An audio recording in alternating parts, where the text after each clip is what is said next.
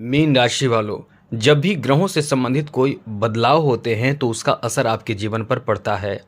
चाहे वो आपको बहुत परेशान कर देता है, चाहे आपको बहुत ज़्यादा मालामाल कर देता है।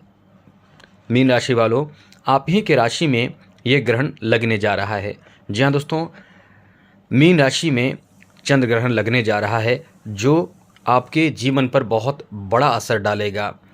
399 वर्षों बाद ऐसा दुर्लभ संयोग बन रहा है जिसमें चंद्र ग्रहण का असर देखने को मिलने वाला है। हम विस्तार से इस वीडियो में बात करेंगे। आगे बात करें उससे पहले एक बात आपसे कहेंगे, यदि आप इस चैनल पर पहली बार आए हैं तो चैनल को सब्सक्राइब जरूर कर लीजिएगा। बहुत कुछ आपको जानने सीखने को मिलेगा। यदि आप अपना कुंडली दिखाना चाहते हैं तो आप हमें अपना डेट ऑफ बर्थ, जन्म समय, जन्म स्थान, अपना नाम मेल कर सकते हैं। आपके मेल का जवाब हम ज़रूर देंगे, लेकिन ये ध्यान रखिएगा कि आप चैनल को सब्सक्राइब रखेंगे तभी आपके प्रश्नों का जवाब मिलेगा, ये याद रखिएगा। तो चलिए चैनल को सब्सक्राइब ज़रूर कर लीजिएगा। वीडियो के नीचे सब्सक्राइब लिखा बटन को दबा दें, घंटी को दबा दें और लाइक भी ज़रूर कर दीजिएगा, जिससे कि वीडियो जब भी अपलोड हो सबसे पहले आपके पास पहुंच जाए, वीडियो छूट ना पाए।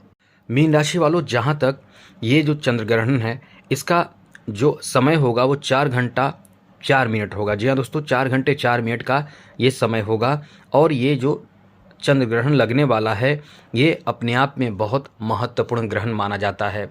चंद्र ग्रहण में कुछ ऐसे कार्य होते हैं जो भूल कर भी आपको नहीं करनी चाहिए, गलती से भी आपको नहीं करनी चाहिए, वरना ये आपके जीवन में बहुत ज़बरदस्त भयंकर नुकसान करता है। जो आप समझते हैं कि आपके लिए बुरा वक्त शुरू हो गया, हमने तो कुछ गलती की ही नहीं, हमने तो कुछ भी बुरा नहीं किया किसी के साथ, ये चंद्र ग्रहण के समय किए गए कुछ ऐसी गलतियां जो आपके जीवन पर बहुत बुरा असर डालता है।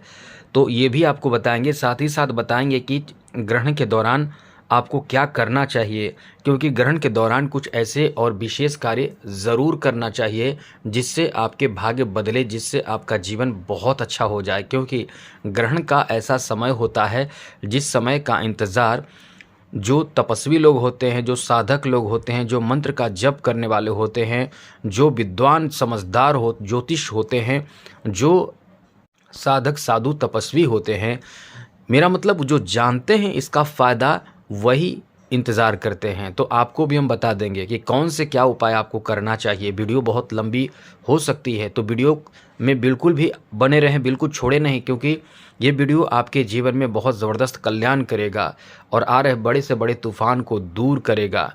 हम आपको बहुत ज़रूरी जानकारी देने जा रहे हैं। चलिए आगे बात करें तो सबसे पहले तो बता दें कि सूर्य ग्रहण के दौरान कुछ ऐसे कार्य जो आपको कभी भूल कर भी नहीं करनी चाहिए।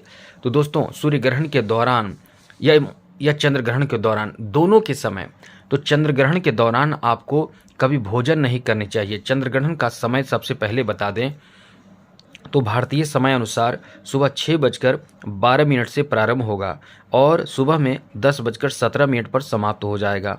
यानी कुल मिलाकर 4 घंटे 4 मिनट का ये समय रहेगा और इसी के बीच में आपको ये ध्यान रखना है कि आपको ये सब काम नहीं करना है। यानी सुबह 6:12 से लेकर, दोस्तों गौर से थोड़ा ध्यान रखिएगा जो हम आपको बता रहे हैं, सुबह 6:12 से लेकर 10:17 के बीच में आपको कोई भी ऐसे कार्य नहीं करने हैं जो हम आपको यहाँ बता रहे हैं। सबसे पहले तो खान पान इस समय के बीच में आपको नहीं करना है।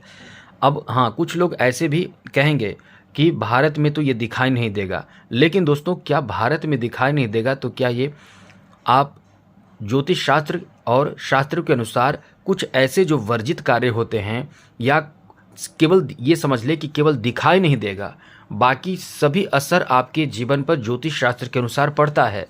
तो लोग ये कहते हैं कि ये दिखाई नहीं देगा, तो दिखाई नहीं देने का मतलब ये नहीं कि चंद्रमा है ही नहीं, सूर्य है ही नहीं। केवल दिखाई नहीं देने का तात्पर्य ये है कि इस समय केवल भारत में दिखाई नहीं देगा, क्योंकि सुबह का समय होगा और इस समय चंद्रमा का दर्शन नहीं हो पाता है। तो इसलिए इस समय का जो समय है, इस समय कभी ग्रहण का असर के बारे में ये ना सोच लें कि ग्रहण का असर नहीं पड़ेगा। ग्रहण का असर पड़ेगा, यानी शास्त्र के नियमानुसार आपको जो हम पालन करने के लिए बता रहे हैं उन नियमों को पालन जरूर कीजिएगा। आपके जीवन बना देगा और परेशानियों को दूर कर देगा। तो समय तो आप जान चुके हैं। अब आपको खान पान नहीं करना चाहिए। अब आप ये सोचेंगे कि तो क्या करें, इसके बाद ही आपको खान पान करना चाहिए। और साथ ही नए काम, मांगलिक कार्य, शुभ काम, वाहन खरीदना, किसी तरह के कोई भी शुभ नए मांगलिक कार्य नहीं करना चाहिए। शादी विवाह या कोई भी शुभ मांगलिक कार्य है, सारे तो मांगलिक कार्य एक ही बात में आ जाते हैं कि शुभ और मांगलिक कार्य बिल्कुल भी नहीं करना चाहिए। ये बात आप ध्यान रखिएगा। और इस समय आपको एक बात और बता दें, बाल दाढ़ी नाखून आपको नहीं बनाना चाहिए। इस समय बालों में कंघी भी नहीं करनी चाहिए, दांतों की सफाई भी नहीं करनी चाहिए, सोना भी नहीं चाहिए और कभी भी धारीदार चाकू आदि का प्रयोग नहीं करना चाहिए। खास करके गर्भवती महिलाओं को इस तरह की चीज़ों का प्रयोग, जैसे चाकू, धारीदार चीज़ों का यूज़ नहीं करना चाहिए, वरना जो पेट में पल रहे बच्चे होते हैं, संतान होते हैं, वो ऐसे हो जाते हैं कि जिनको कभी ठीक नहीं किया जा सकता। बहुत ज़्यादा नुकसान होता है बच्चों को, इसलिए सबको ये ध्यान रखना चाहिए। और कभी भी पेड़ पौधे को भी नुकसान नहीं पहुंचाना चाहिए। चंद्रमा यानी आकाश में यानी चंद्रमा को देखने की कोशिश भी नहीं करनी चाहिए। मंदिर के कपाट बंद रखनी चाहिए, क्योंकि ऐसे समय में आपको पूजा पाठ करना या मंदिर के कपाट को खोले रखना भी वर्जित माना जाता है। और कभी भूल कर भी अनजाने जगह पर भी नहीं जानी चाहिए। आसपास में कुछ गिरा हुआ सामग्री मिल जाए, जैसे कोई रास्ते में आप देख लेते हैं मिल जाता है, तो उसे बिल्कुल भी ऐसी चीज़ जो उठाते हैं तो आपके जीवन भर पछताना पड़ता है। क्योंकि कुछ लोग अपने घर से जो निगेटिव ऊर्जा का एक भंडार होता है उसे निकालते हैं। वो जानते हैं कि कैसे इसको अपने घर से बाहर निकाला जाए, वो बाहर फेंक देते हैं रास्ते में। कभी कुछ तरीके ऐसे चीज़ों में मिलाकर फेंकते हैं कि वो चीज़ आपको आकर्षित करती है। जैसे रुपये पैसे, जैसे 1-2 रुपये के सिक्के हो जाते हैं, या फिर कुछ ऐसे चीज़ हो जाते हैं जिसे आप देखकर आकर्षित होकर उठा लेते हैं। तो ऐसे समय में बच्चों से आपको एकदम सावधान, और बच्चों को सावधान जरूर कर देनी चाहिए। ऐसे समय में तेल लगाना, तेल मालिश करना, पति पत्नी के बीच साथ रहना, नॉनवेज का प्रयोग करना बिल्कुल भी नहीं चाहिए। इस तरह से इन चीज़ों का एकदम ध्यान रखना चाहिए, कभी भूल कर भी ये चीज़ नहीं करनी चाहिए। आपको बता दें कि इस समय जो ग्रहों की स्थिति रहेगी वो बहुत अजीब रहेगी। आपको बताते हैं, सबसे पहले तो बता दें कि सूर्य और केतु एक साथ रहेगा। मीन राशि वालों के लिए सप्तम भाव में सूर्य और केतु मौजूद रहेगा। राहु चंद्रमा के साथ रहेगा, तभी तो चंद्र ग्रहण लगेगा। और शनि आपके 12वें घर में रहेगा, और देवगुरु बृहस्पति आपके पराक्रम के भाव में, मंगल चौथे भाव में, बुध आपके छठे भाव में रहेगा, और शुक्र अष्टम भाव में यानी स्वग्रही शुक्र रहेगा। सूर्य 1 डिग्री पर रहेगा कन्या राशि में, चंद्रमा उस समय राहु के साथ रहेगा, और मंगल जो है 13 डिग्री पर मिथुन राशि में रहेगा, बुध 21 डिग्री में सिंह राशि में, गुरु वृषभ राशि में 26 डिग्री पर रहेगा, शुक्र तो 0 डिग्री पर रहेगा, शनि 21 डिग्री पर रहेगा। तो कुल मिलाकर ग्रहों की जो ये कॉम्बिनेशन बनेगा, और ये बहुत दुर्लभ समय होगा जहां आपको अपने ऊपर भरोसा रख के कुछ ऐसे कार्य करने से बहुत बड़ा लाभ मिलेगा। जैसे इस समय आपको बता दें कि 18 सितंबर को लगने वाले मीन राशि में चंद्र ग्रहण, इस समय आपको कुछ ऐसे कार्य जो बता रहे हैं जो जरूर करनी चाहिए। सबसे पहले कि आपको भगवान विष्णु की आराधना, पूजा पाठ इस समय करना चाहिए।